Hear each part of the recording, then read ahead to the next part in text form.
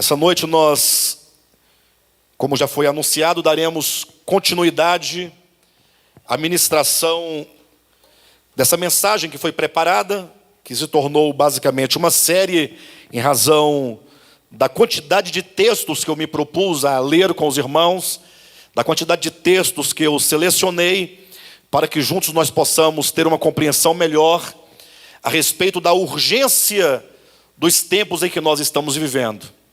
A ideia dessa ministração, ou dessas ministrações, intituladas sob o tema geral, o imunizante contra o espírito do anticristo, o objetivo é que cada um de nós tenhamos uma clara noção acerca do tempo em que nós estamos vivendo em tempos na iminência daquele tempo em que o apóstolo Paulo diz que haveria de se manifestar o anticristo por meio da apostasia. Ou seja, estamos vivendo no limiar da história da humanidade. Eu sei que muitos de nós, olhando, grosso modo, olhando apenas os acontecimentos humanos, pode ser o caso que não tenhamos essa clareza, essa impressão de que o Senhor está às portas, de que estamos vivendo momentos muito próximos da parousia, da manifestação dos filhos de Deus. Mas acontece que, a despeito de nós percebermos ou não, devemos nos lembrar das palavras de Jesus, que disse que esses últimos dias seria como os dias de Noé, em que as pessoas estariam comendo, bebendo, casando-se, dando-se em casamento, construindo, edificando, plantando, como também foi nos dias de Ló. Ou seja, Jesus fala que esse período que antecede a parousia seria marcado por um espírito de displicência muito grande, sobretudo de um espírito de se buscar as coisas próprias. Imagine que na iminência do juízo, referindo-se ao tempo do dilúvio, os homens eram capazes de viver a vida como se nada estivesse acontecendo, como se nenhum juízo estivesse às portas, como se nada estivesse acontecendo no mundo espiritual, a despeito de Noé pregar por 120 anos. Então, este momento que nós estamos vivendo é um momento muito grave, e nós, portanto, estamos advertindo os irmãos contra esse espírito de apostasia que se aproxima, que se manifesta enquanto incredulidade e apostasia. Então, como eu já anunciei em mensagens anteriores, essas ministrações não têm tópicos específicos, mas tem uma série de textos bíblicos que eu selecionei para que nós juntos lêssemos e, lendo esses textos bíblicos, pudéssemos então compreender alguma coisa acerca da necessidade que nós temos de ter um espírito de vigilância e de atentarmos para a nossa salvação. Prosseguindo, portanto, na sequência de textos, quero convidar os irmãos a abrir a escritura na epístola de Paulo aos Colossenses, capítulo 1. Preciso que todos os irmãos abram as escrituras e que, ao invés de ficarmos ouvindo e trazendo aos corações questionamentos, que nós pudéssemos ter uma leitura sóbria, uma leitura clara acerca dos ensinamentos apostólicos. Colossenses capítulo 1, quero ler com os irmãos os versículos 22 e 23. Pode estender o seu braço aí que a vacina vai começar.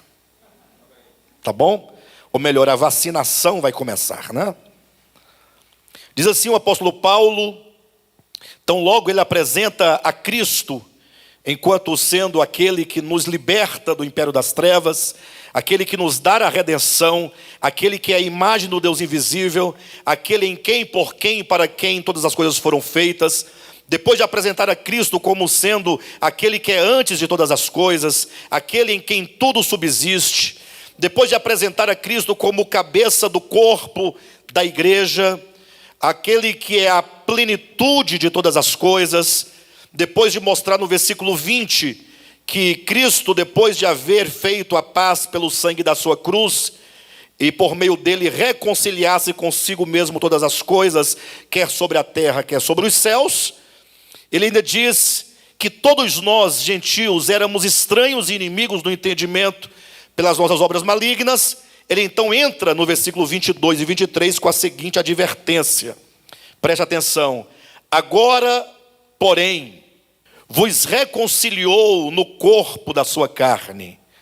Ou seja, Cristo, por meio da sua morte na cruz, nos reconciliou por meio do corpo de sua carne, mediante a sua morte, para apresentar-vos perante ele santos, inculpáveis e irrepreensíveis. Então, no versículo 22, claramente nós vemos que a obra de redenção, ela possui um alvo, ela possui um propósito. Ora, quando nós olhamos para a nossa própria experiência, quando você olha para o seu próprio coração, como é que você julga ainda o seu coração diante da mensagem do Evangelho que nós temos ouvido? Observe que os irmãos lerem, a partir do versículo 13 em diante, o apóstolo ele faz aqui uma súmula, ele faz um resumo do Evangelho, apresentando Cristo quanto à sua natureza e quanto à sua obra.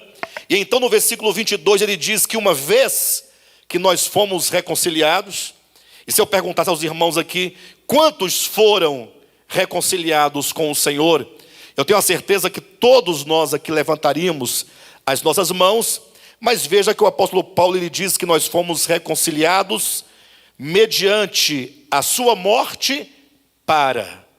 Tem um para na sua Bíblia? Tem? Se para indica o quê? Indica uma finalidade. Ou seja, para que você foi reconciliado com Deus? Ou seja, quando você olha para a cruz de Cristo, para os sofrimentos de Cristo, para a morte de Cristo na cruz do Calvário, você simplesmente olha, glorifica a Deus. Cantamos agora há pouco vários hinos que glorificam a morte de Cristo, a ressurreição de Cristo. Mas não devemos nós simplesmente nos gloriarmos na morte de Cristo, mas perguntarmos qual é o valor dessa obra de Cristo para mim. Ou seja, por que Cristo morreu na cruz? Ora, para nos reconciliar com Deus. Ora, e para que nós fomos reconciliados com Deus? Ou para que nós precisamos de ser reconciliados com Deus? O apóstolo ele responde dizendo, para apresentar-vos perante ele santos, inculpáveis e irrepreensíveis. De modo que quando nós olhamos a nossa própria experiência, você pode traçar essa linha da sua experiência, desde quando você recebeu a Cristo, desde quando você ouviu o Evangelho, a mensagem da cruz, e tendo crido nessa mensagem até o dia de hoje. Ora, se é verdade que nós somos reconciliados para sermos apresentados santos e irrepreensíveis, eu pergunto, desde que nós cremos no Evangelho, já chegamos nesse ponto de irrepreensão? Já chegamos nesse ponto de sermos santos e totalmente irrepreensíveis perante o Senhor? Sim ou não? Quem poderia dizer, eu estou totalmente santificado e, portanto, já posso me apresentar totalmente irrepreensível diante do Senhor? Quem poderia dizer isso? Ora, se não podemos dizer isso, então esse texto implica uma verdade fundamental, de que a história da salvação e a experiência da redenção em nossas vidas, ela se constitui de um processo. Ou seja, nós fomos reconciliados para. Então, desde que o Senhor nos reconciliou, mediante a sua obra na cruz do Calvário, ele tem um objetivo, ele tem um alvo, existe um propósito. E, portanto, nós devemos caminhar em direção a esse propósito. Não que nós devamos ser santos e irrepreensíveis do ponto de vista que a religião tem ensinado durante tanto tempo, no sentido de usos e costumes, de mudança de vestes, de mero comportamento exterior, mas certamente de uma mudança interior, de alma, de coração, de mente, de consciência. Então nós tocamos no ponto fundamental acerca da salvação enquanto processo. E se ela é um processo, requer de nós o quê? Perseverança. Então não podemos nós permitir que as linhas teológicas simplesmente nos tornem pessoas negligentes. Se você entende que a salvação, ela não é algo exterior, como dizia semana passada, não é um bilhete, não é um passaporte, não é um ingresso, mas é um acontecimento orgânico que acontece dentro de nós. Ou seja, nós somos salvos do ego, somos salvos do pecado, nós somos salvos da maldade, nós somos salvos de tudo aquilo que dentro de nós nos distancia de Deus. E portanto estamos dentro de um processo. E se é processo, nós precisamos de perseverança. Infelizmente esse ministério, eu pensava nisso essa semana, ele tem uma característica, ele tem muitas características interessantes, muitas delas negativas. E é sempre bom nós apontarmos essas características negativas para que a pessoa, o crente sincero, compreendendo a real situação, ele possa repensar a sua experiência. As pessoas chegam aqui, essa é a característica que eu quero dizer, a esse ministério, e a primeira sensação que ela tem é um estado de euforia. Ou seja, ela fala assim: gente, eu encontrei, agora eu encontrei. Encontrei porque essa palavra é maravilhosa. Os irmãos têm que ver a quantidade de testemunhos diários que nós recebemos de tantos irmãos, aí no Projeto Sem Fronteiras, no grupo, os irmãos sempre falando, irmãos de tantos lugares do Brasil. Eu recebo por WhatsApp, no meu privado, recebo e-mails das pessoas testificando. Então as pessoas chegam ao Ministério de Volta à Palavra, e o primeiro momento é um momento de êxtase. Eles ficam assim, muito eufóricos, porque falam: agora eu encontrei. Mas daí segue-se posteriormente um segundo momento, quando a pessoa começa a se deparar com o ensinamento do Evangelho, como de fato ele é. Na medida em que ele vai ouvindo e vai compreendendo, ele entra num processo de crise, porque muitos dogmas que ele trazia no seu coração e entendimento que ele tinha por verdade, começa agora a ser quebrado, a ser destruído. E aí começa aquele processo de uma certa resistência, né? Se a pessoa então se permite ser trabalhado pela palavra e ela permanece, então os conceitos são finalmente quebrados. Pelo menos o que dá a entender é que os dogmas são quebrados e uma nova consciência acerca do Evangelho é construída. Mas nem todos conseguem passar desse segundo estágio, que é o estágio da crise. Então muitos abandonam antes de terem uma clareza real acerca do Evangelho, conforme nós compreendemos aqui nesse ministério. Entretanto, depois que passa desse estágio, aqueles que conseguem passar, que têm a compreensão, aí podem dizer assim: não, nós temos a compreensão acerca do reino de Deus. Já temos a compreensão acerca da antiga aliança e nova aliança. O que a maioria das pessoas costumam mencionar é sobre o dízimo, né? Então nós já entendemos que o dízimo é da lei e não precisamos, portanto, ser coagidos pela lei nessa obrigatoriedade de ter que dar 10%. As pessoas então entendem que nós somos livres de todo o jugo da lei.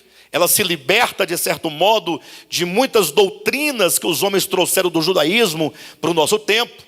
Entendem que em Cristo nós temos liberdade e, portanto, nós não precisamos e nem podemos nos colocar sob o jugo das doutrinas dos homens. As pessoas são libertas dos usos e costumes. E aí é aquela alegria, né? Porque a irmã já pode pintar a unha, já pode cortar o cabelo, já pode fazer isso, aquilo, outro. Entretanto, quando chega agora no próximo passo, é onde muitos tropeçam. Pastor, qual é o passo? Ora, se você passou pelo estágio de euforia, de alegria, por ter conhecido um ministério comprometido verdadeiramente com o Evangelho de Jesus Cristo.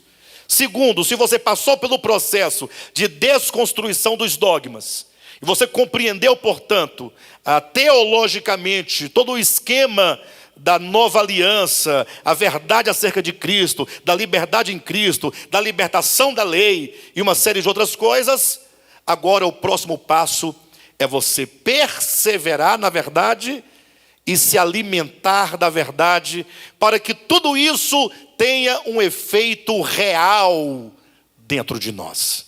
Porque até o momento em que você apenas compreendeu o esquema das Escrituras, isso já é um grande avanço, mas o avanço de fato e de verdade, que fará toda a diferença, é agora a perseverança na palavra. Falávamos aqui a semana passada sobre isso, e essa perseverança em nós comermos a palavra, absorvermos a palavra, nos alimentarmos da palavra, para que a palavra possa se tornar vida dentro de nós, para que nós e a palavra se torne agora uma coisa só. E é neste ponto, portanto, que é o grande problema desse ministério: perseverança. São poucos os que têm perseverança na verdade. Para ser sincero, é muito mais fácil para o homem natural, para a carne, perseverar no engano, na mentira, do que perseverar na verdade. Porque quando a pessoa está no engano, ela está sempre jogando com Deus. Tudo que ela faz visa a um prêmio.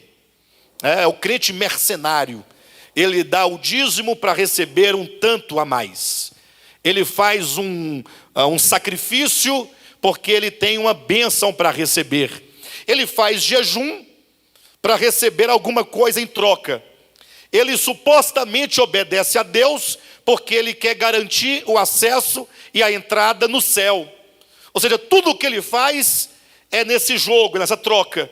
Então, quanto mais existem mensagens de advertência, mensagens de ameaça, essas mensagens dessa natureza, as pessoas ficam presas e enredadas, cativas do seu próprio, da sua própria ganância. Agora imaginem que quando você agora se depara com a verdade, e a verdade de Deus não te oferece nada em troca, senão a sua libertação, a libertação do ego, do pecado, a vida eterna, que já começa a ser experimentada aqui e agora. E então a verdade, ela chega a ser para muitos algo não muito rendável, porque agora todo o jogo acaba. Você agora deverá servir a Deus porque você o conhece, você deverá servir a Deus porque você tem fidelidade para com a palavra de Deus, você agora vai servi-lo porque você o ama. E servir por amor é algo que é muito difícil para o homem que não compreendeu ainda que Deus é amor e que todo relacionamento com Deus se baseia única e exclusivamente nessa relação de amor, que é um doar-se gratuitamente, é um servir simplesmente porque ama, sem nenhum tipo de chantagem de um lado e nenhum tipo de premiação de outro, mas simplesmente porque ama. Por isso é que diz aqui no versículo 23 de Colossenses capítulo 1. Eu vou ler o 22 novamente para poder dar o segmento e o sentido.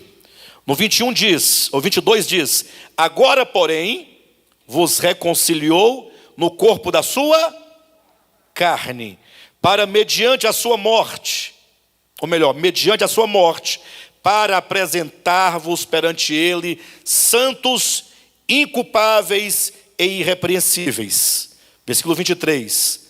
Se é que. Então veja que o apóstolo Paulo diz que você foi reconciliado para.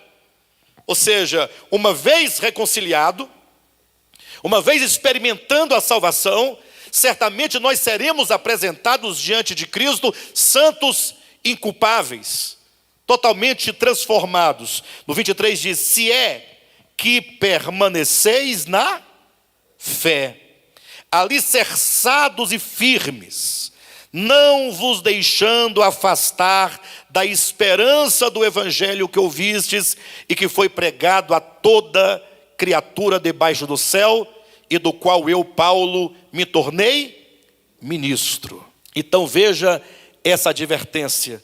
Será que o apóstolo Paulo estava aqui brincando? Será que ele estava enganado quando ele disse: se é que permaneceis na fé, alicerçados e firmes, não vos deixando afastar da esperança do evangelho?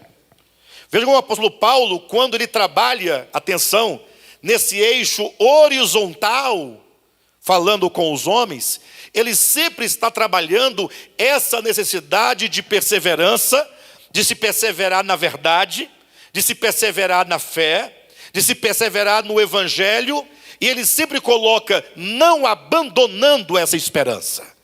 Ora, se ele coloca com essas palavras, é porque existe de fato é possível que haja esse afastamento, é possível que haja uma falta de perseverança na fé, no evangelho, um abandono do evangelho. Eu sei que neste momento os teólogos de plantão se levantam: pastor, mas e como é que fica? Aí vão agora trazer todos os textos acerca da soberania divina relativos à eleição e à predestinação. Vão trazer esses textos para discutir. E aí essa discussão é uma discussão que não leva a lugar algum, porque se por um lado o apóstolo Paulo ensina que nesse eixo vertical, no que se refere a Deus, no seu propósito, no seu plano, se é dito que ele elege, ele predestina, e esse ato divino, como já disse, é divino, ele está para Deus.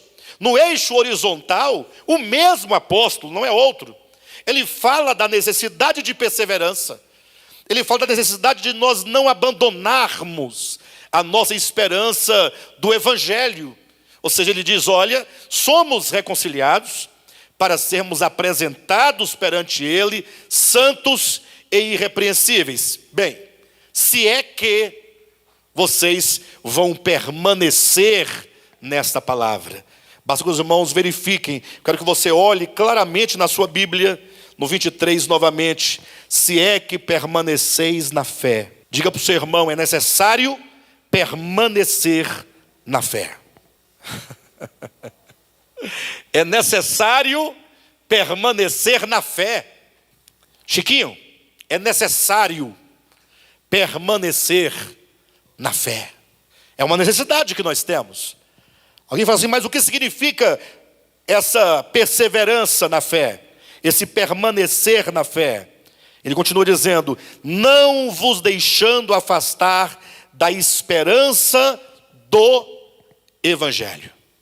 Para que os irmãos tenham uma compreensão mais clara sobre isso, abra sua Bíblia na segunda epístola de Pedro, e o apóstolo Pedro vai nos falar claramente acerca disso. E eu creio que com esse texto tudo ficará um tanto mais claro. Segunda epístola de Pedro, capítulo 1. Eu quero ler com os irmãos a partir do versículo 3 em diante. Segunda epístola de Pedro, capítulo 1. Então veja no versículo 3. Visto como pelo seu divino poder nos têm sido doadas todas as coisas que conduzem à vida e à piedade, pelo conhecimento completo daquele que nos chamou para a sua própria glória e virtude. Então olha o que ele está dizendo: que nós fomos chamados para a sua glória, e nós fomos chamados para a sua virtude. Ou seja, não somente fomos chamados para a glória, como muitos entendem como para o céu, querem morar no céu, mas somos chamados também para participar de sua virtude. Mas o versículo 3 começa dizendo que todas as coisas que conduzem à vida e à piedade já nos foram doadas. Ou seja, tudo o que nós precisamos para desenvolvermos a salvação, tudo que você precisa para ter uma vida cristã saudável, equilibrada, tudo que você precisa para que essa salvação de Deus, que nos é gratuita, que nos é dada por fé, por graça, para que ela aconteça em você, já te foi dado por Deus. Nada mais resta. Eu ouço muitas pessoas às vezes comentarem, dizendo assim: puxa, mas é tão difícil a vida cristã, né? Quando se fala de amar o próximo, de amar o inimigo, de fazer isso ou aquilo, eu acho tão difícil. Mas veja que o Senhor está dizendo que Ele já nos deu todas as coisas. Ou seja, não podemos e nem precisamos ficar dizendo: Senhor, me dê paciência, me dê amor, me dê isso ou aquilo. Basta você se voltar para dentro do seu espírito, onde habita o Espírito de Deus. O Espírito de Deus que habita em nós, Ele é o poder e toda a potência necessária para nós vivermos a vida que Deus deseja para cada um de nós. O problema é que nós vivemos uma luta entre a carne e o Espírito. E não raras vezes nós queremos ouvir a nossa carne. Queremos satisfazer os desejos da nossa própria carne, ao invés de darmos ouvido ao Espírito de Deus. Mas veja que no versículo 3 diz que todas as coisas nos foram dadas. Versículo 4, pelas quais, por meio dessas coisas que nos foram dadas, essas coisas que nos conduzem à vida e à piedade, pelas quais nos têm sido doadas as suas preciosas e muito grandes promessas, para que por meio delas vos torneis coparticipantes da natureza divina, livrando-vos da corrupção das paixões que há no mundo. Irmãos, veja que é preciso que nós tenhamos uma leitura um tanto mais ativa das Escrituras. Ou seja, uma leitura passiva é aquela que você lê e acha que compreendeu. A leitura ativa é aquela que você lê e você então observa cada expressão, cada sentença do texto e procura extrair o sentido para o seu entendimento. Se no versículo 3 é dito que todas as coisas nos foram dadas, então nenhum de nós podemos querer afirmar que a salvação ela acontece por meio de obras humanas. Porque logo vão dizer: essa mensagem, do modo como o pastor está pregando, me soa, me parece que nós devemos ter obras humanas para sermos salvos. Ora, mas se é dito que pela graça somos salvos, mediante a fé, e isso não vem de nós, é um dom de Deus, então devemos nós declarar alto e bom som que a salvação é um dom divino, não por obras, não porque você faz isso ou aquilo, ou deixa de fazer isso ou aquilo outro, mas a salvação é uma dádiva. Agora preste atenção nesse texto. Esse texto é um texto-chave para você compreender muita coisa. Veja que uma vez que a salvação nos é dada, eu pergunto: que tipo de salvação é essa que você recebeu? Olha a pergunta que eu estou fazendo. Que tipo de salvação? Olha, por muito tempo eu ouvi centenas e centenas de pessoas, eventualmente até mesmo nós chegamos a declarar tal coisa, de simplesmente afirmar uma salvação como algo meramente objetivo, como quem entrega para o outro um passaporte, um bilhete. Aí você fica se gloriando do bilhete, né? A salvação é pela graça, mas é lógico que é pela graça. É impossível que o homem de si mesmo consiga a sua salvação ou consiga realizar a sua salvação. O que nós estamos trazendo agora não é se a salvação é pela graça ou por obras. Já sabemos que é pela graça. O que estamos trazendo agora é qual é a natureza desta salvação que você recebeu. Este é o ponto. Que espécie de salvação é essa? Olha para o texto bíblico, você verá claramente. Eu quero insistir nesse ponto. Versículo 3. Visto como pelo seu divino poder nos têm sido doadas todas as coisas que conduzem à vida e à piedade. Então veja, a vida e a piedade é o alvo. Todas as coisas que nos conduzem a essa vida e piedade já não foram o quê? Doadas. Então é um dom de Deus, é algo que nós recebemos de Deus. E essas coisas que nos conduzem nos foram dadas pelo divino poder de Deus. Então são coisas poderosas, são coisas capazes de realizar em nós profundas transformações. Agora veja o versículo 4. Pelas quais. pelas quais. Vamos entender isso. Eu pergunto e vocês me respondem, amém? Vocês podem me ajudar? O Senhor nos tem chamado para a vida e a piedade. Diz amém. Para onde você foi chamado? Alguém poderia dizer, não, nós fomos chamados para morar no céu. As pessoas querem ir para o céu para fugir dos problemas da terra. E também não querem ir para o inferno porque tem fogo, tem capeta, tem garfo, tem enxofre. Então, se estamos sofrendo na terra com tanto problema de Covid, problema financeiro, lockdown, Bolsonaro, há um tanto de problema que nós estamos vivendo. Agora o Lula está livre, é outro problema. Nós só temos problema. Aí o indivíduo fala, puxa vida, essa vida é tão ruim, é tão desgraçada, ó vida miserável, nada dá certo, nada funciona. Aí ele quer escapar dessa vida. Aí ele quer ir para onde? Ele quer ir para o céu. Agora você imagine se todo mundo aqui fosse para o céu. O céu ia virar um inferno. Não, pensa comigo, eu falo isso sempre, mas é uma lógica muito certa. Imagine só, eu, Josué, Líbia, misericórdia. Falei Líbia, misericórdia. Josiel, estou de falar o nome esqueci o nome dela. A Debrinha, imagina, Iramar, você, no céu, falando mal de Miguel, criando contenda com Gabriel, fazendo conluio com Ariel. Pensa numa perturbação. Então, as pessoas querem fugir para um lugar. Fugir da terra, fugir do inferno, querem um céu, um lugar que tem uma cúpula muito bonita, né? Tem aquela safira azul por cima, os anjos voando, todo mundo cantando de branco.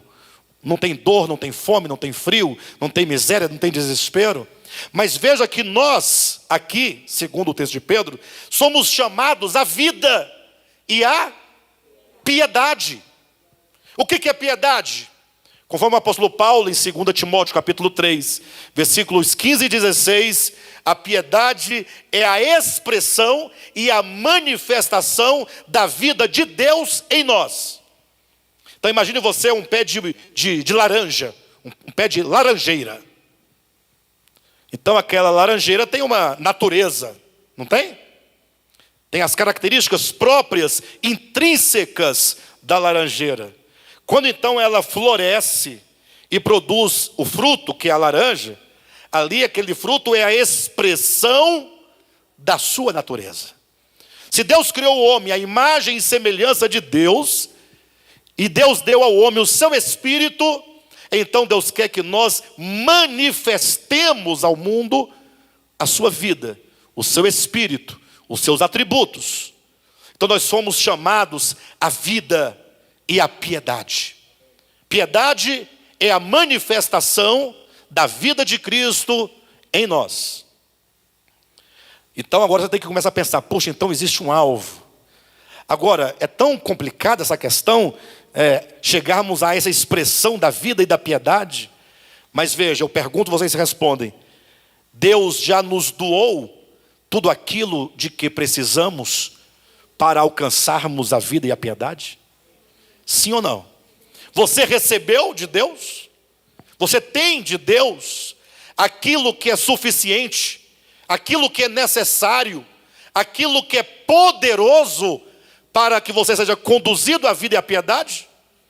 Ora, e que coisas são essas que Ele já nos deu? Se você confessa que Ele te deu, então você confessa que é gratuito, sim ou não? Que é pela graça. Então está fora qualquer ideia de obras humanas. Agora veja o versículo 2, e eu continuo perguntando, e os irmãos me respondendo, pelas quais o quê? Pelas quais? Por essas coisas que o Senhor nos deu, pelas quais nos têm sido doadas as suas preciosas e muito grandes promessas, para que por elas quem? Pelas promessas, ou que seja, se alguém quiser, por meio dessas coisas que nós recebemos, vos torneis co-participantes da natureza divina. Então veja que aquilo que nós recebemos pela graça precisa de ser o quê? Instrumentalizada por meio delas, pelas quais nós vamos nos tornando participantes. Então não é algo que você recebe passivamente. Pessoal, olhe para mim. Quem está entendendo o que eu estou falando? Não é algo que você recebe passivamente. Digamos, o Bilu recebeu todas as coisas que conduzem à vida e à piedade. Foram doadas, não pelo seu poder, mas pelo divino poder do nosso Deus, te foram doadas. Agora é dito, pelas quais, por meio dessas coisas divinas que você recebeu, você então vai se livrando das paixões desse mundo e pelas quais você vai se tornando participante da natureza divina. Você sabe que o pelos quais significa que você agora deve fazer uso dessas coisas ou não? É uma situação passiva? É uma salvação passiva, como quem recebe um bilhete? Eu recebi o bilhete para ir para o céu, está aqui, vou colocar no meu bolso. Não vou perder jamais. No dia eu só apresentar o bilhete e entrar. Mas não, é dito que o Senhor já nos deu todas as coisas que conduzem à vida e à piedade, por meio das quais duas coisas devem acontecer. Primeiro, nós vamos nos tornando participantes da natureza divina, e pelas quais nós vamos também nos livrando das paixões deste mundo. Está claro para os irmãos isso? Para que não tenha nenhuma dúvida, o apóstolo Pedro continua no versículo 5. Por isso mesmo, por esta razão, pelo fato de você agora ter compreendido que a salvação é algo dinâmico, a salvação é o divino poder de Deus que nos foi dado, para que em nós produzisse tudo o que nós precisamos, para chegarmos à vida e à piedade. Agora que você entendeu que essas coisas não vêm de você, é um dom de Deus, que é um poder que age dentro de nós, e por meio desse poder, por meio dessas coisas, nós nos tornamos participantes da natureza divina, e nós somos livrados da corrupção das paixões que há no mundo, por isso mesmo, porque você agora entendeu tudo isso, por isso mesmo vós, reunindo toda a vossa diligência. Quem sabe o que é diligência? Agilidade, rapidez, esforço, emergência, dedicação, zeloso, cuidado. Olha o que o apóstolo está dizendo. Por isso mesmo vós, reunindo toda a vossa diligência, todo o vosso zelo, toda a vossa força, reunindo toda a vossa avidez. Eu pergunto para os irmãos, não precisam responder. Nós temos empregado toda a nossa diligência? Não respondam. Nós empreendemos nossa diligência em quê mesmo? Em todas as coisas que nos traz qualquer tipo de benefício imediato e terreno. Por isso mesmo, reunindo toda a nossa diligência, associai com a vossa fé o quê? A virtude. Você tem fé? Associa com a fé a virtude. E com a virtude, associa o quê? O conhecimento. E com o conhecimento, associa o quê? O domínio próprio. E com o domínio próprio, associa o quê? A perseverança. Com a perseverança, a piedade. Com a piedade, a fraternidade. Com a fraternidade, o amor. Gente, que maravilha. Olha como a salvação é algo que acontece em nós num processo de associarmos uma coisa a outra. Ou seja, cada dia uma conquista, cada dia um degrau, cada dia um crescimento, cada dia uma mudança. Precisamos nos permitir sermos mudados na nossa consciência, no nosso modo de sentir, no nosso modo de ver, no nosso modo de perceber. Irmãos, não é sem razão que o tema dessas mensagens é o imunizante contra o espírito do anticristo. Porque, por incrível que pareça, nós, cristãos do século 21, todos nós, de uma maneira quase que absoluta, não posso falar absolutamente, porque há as exceções e há muitos que nós não conhecemos. Mas os irmãos percebem o quanto que falta nos cristãos esse espírito de se apropriar do Evangelho, esse espírito de se apropriar de todas as coisas que Deus já nos deu e que nos conduzem à vida e à piedade. Eu dizia aqui na quarta-feira para um grupo de jovens, poxa, eu me lembro antigamente, sem entrar em méritos doutrinários, mas o fato é que os crentes eram diferentes. Como os crentes eram dedicados, como os crentes eram ali ativos. Alguém pode falar, mas é porque lá era o cetro de ferro, mas até hoje tem cetro de ferro e os crentes estão relaxados. Falta aquela pegada, conforme Paulo vai dizer aos Hebreus, né? Importa que nos apeguemos com mais firmeza. Mas atenção, lembrando a mensagem da semana passada, não é nos apegarmos a qualquer palavra, é ao Evangelho, ao ensinamento de Cristo. Então veja que o apóstolo Pedro vai dizendo que nós precisamos, em razão dessa graça tão maravilhosa, dessa salvação dinâmica, nós usarmos toda a nossa diligência. Em outras palavras, não sermos negligentes. Pelo contrário, usando a nossa diligência, precisamos associar a nossa fé a algo, a virtude.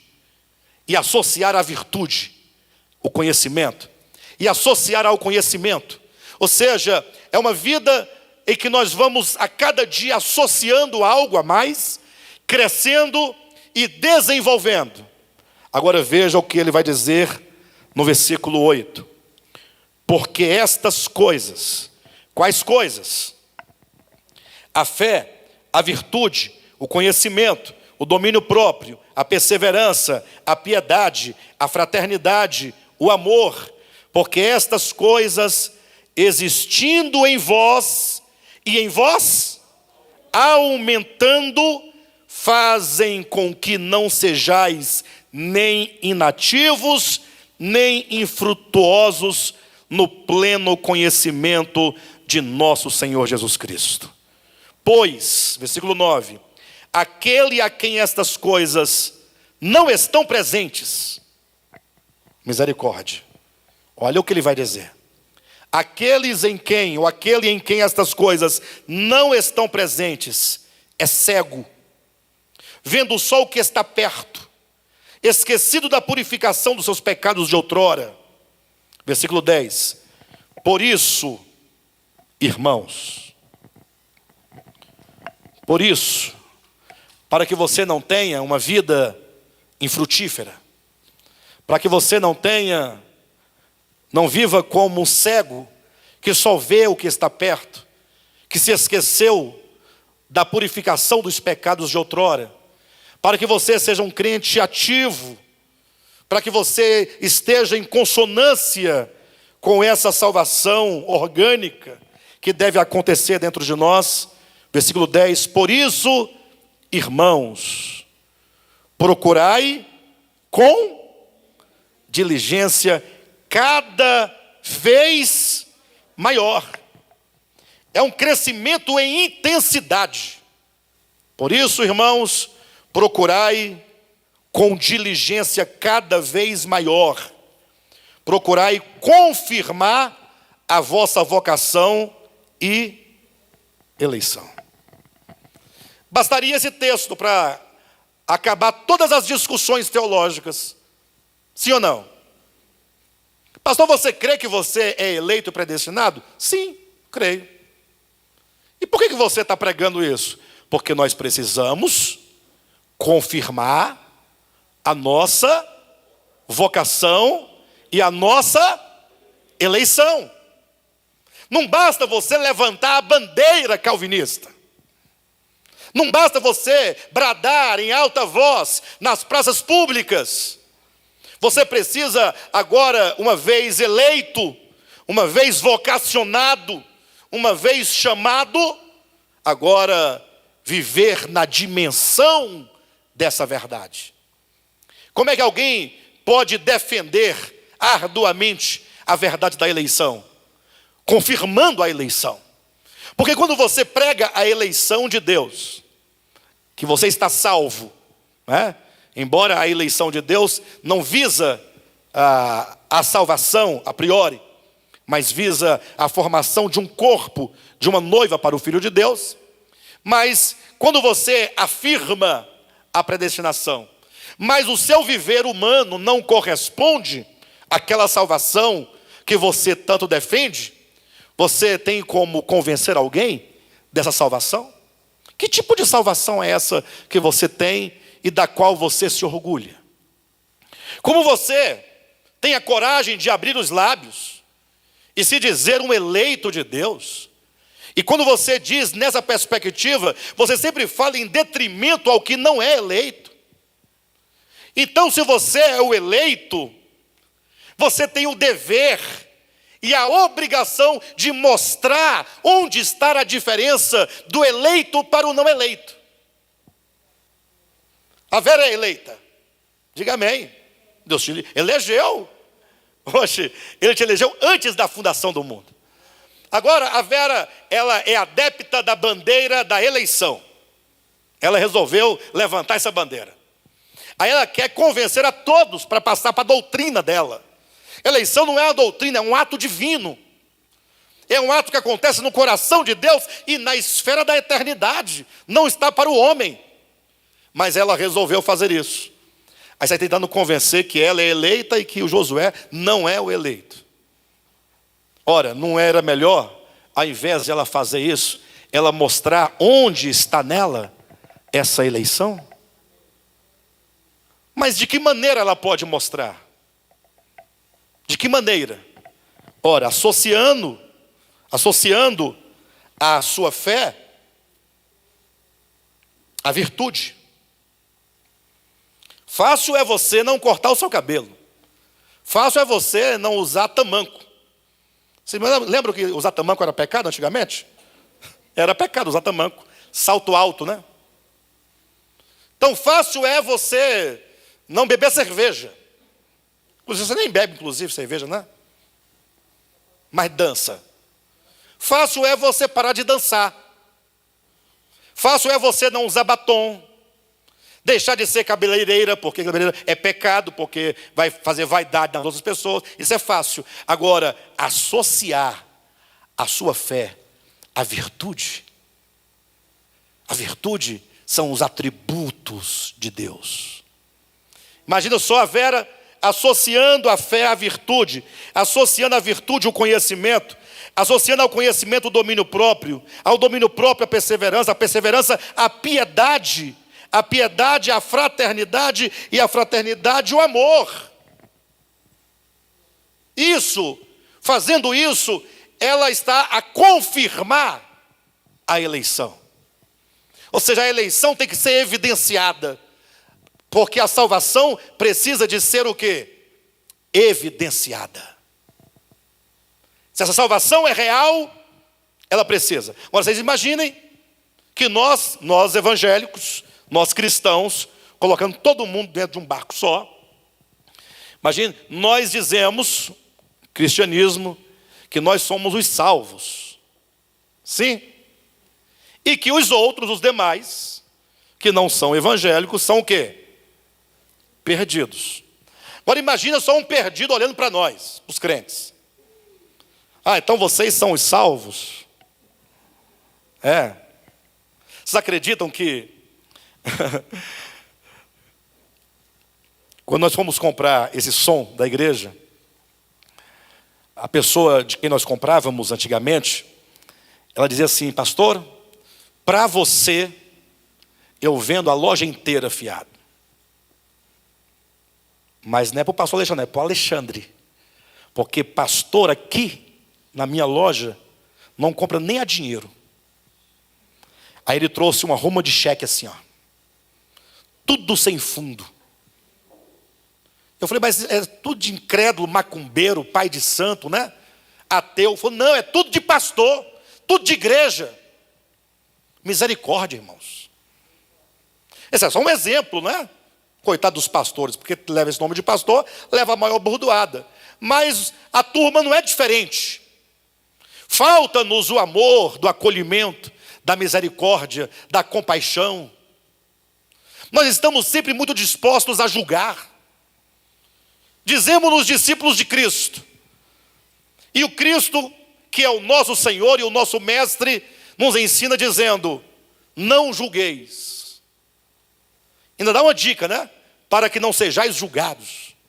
Aí nós, discípulos dele, fazemos o quê? Olhem para mim todos vocês. Nós julgamos ou não julgamos? Mas julgamos os de fora? Hã? Não julgamos os de fora? E os de dentro? E o do lado? Ora, mas como é que nós julgamos e dizemos ser eleitos?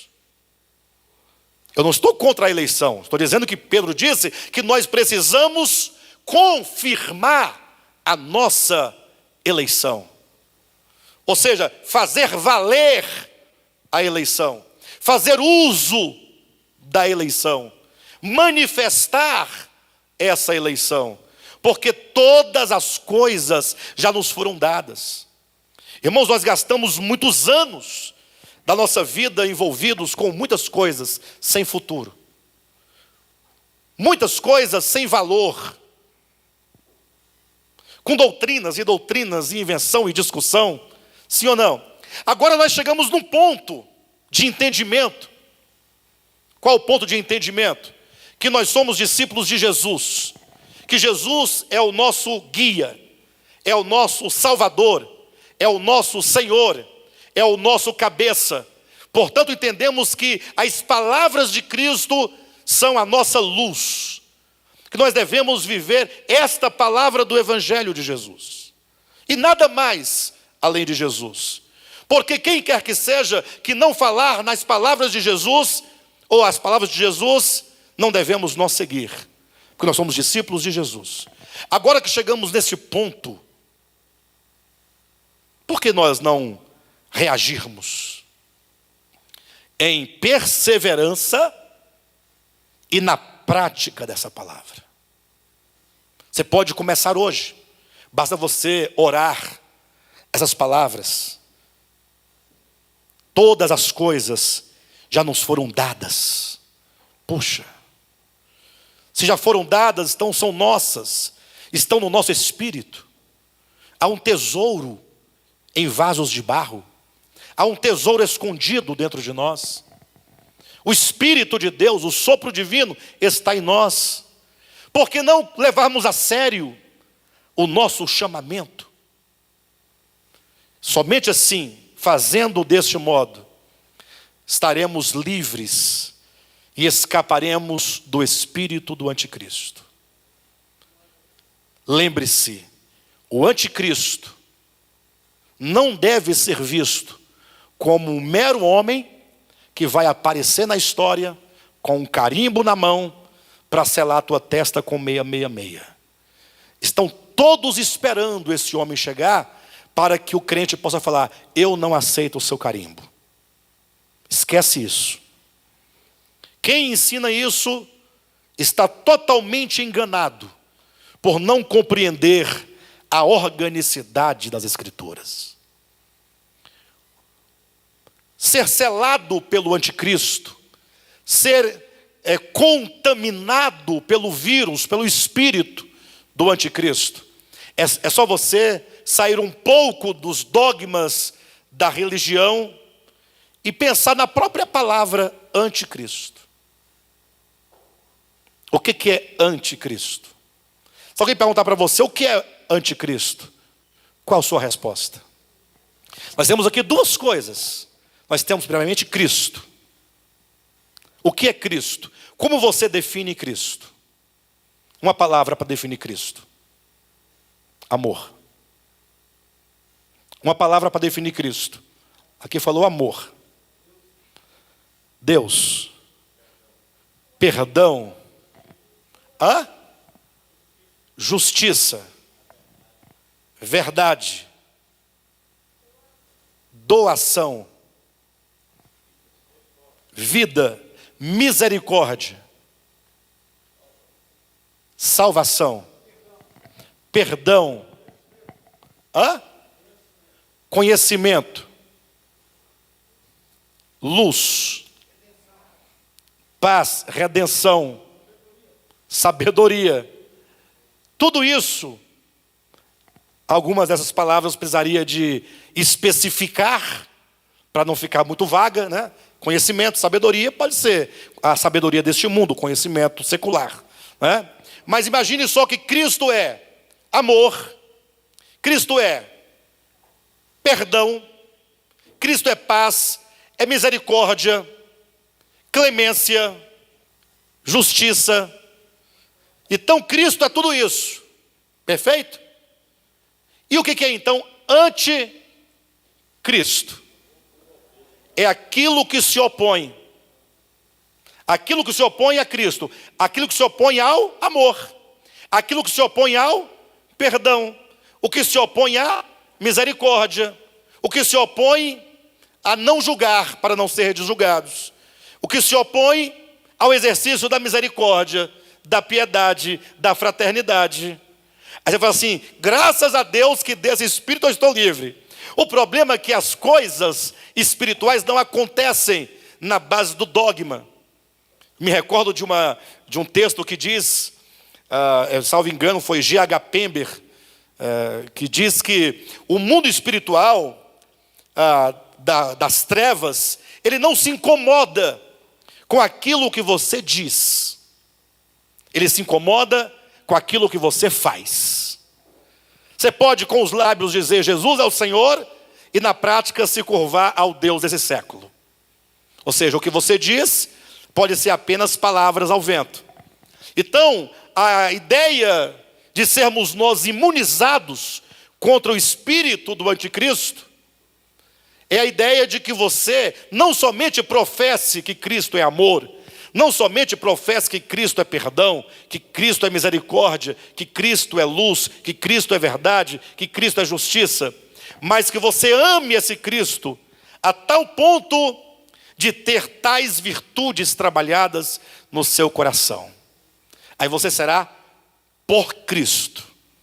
Agora, se porventura nós com os lábios declaramos uma coisa, mas na vida prática nós estamos sempre dispostos à ofensa, ao ódio, à mágoa, ao ressentimento, à maldade, ao julgamento, então você está sendo contaminado pelo espírito do anticristo. Vocês entendem? Então você sai daqui hoje ciente de que se porventura existe no seu coração tais procedimentos ou intenções ou sentimentos ou consentimento a essas coisas que se opõem a Cristo, você tem um vírus letal dentro de você. E a tendência é que esse vírus vá matando pouco a pouco a sua fé, até que você desenvolva um coração de incredulidade, a ponto de chegar a um estado de apostasia. Tá bom? Na próxima mensagem que eu vou ministrar, ainda dentro desse tema, nós vamos entrar propriamente nos textos de Hebreus, que era a proposta inicial, para nós então vermos como que o apóstolo desenvolve a ideia da incredulidade e da apostasia dentro do livro de Hebreus. Tá bom, queridos? Amém?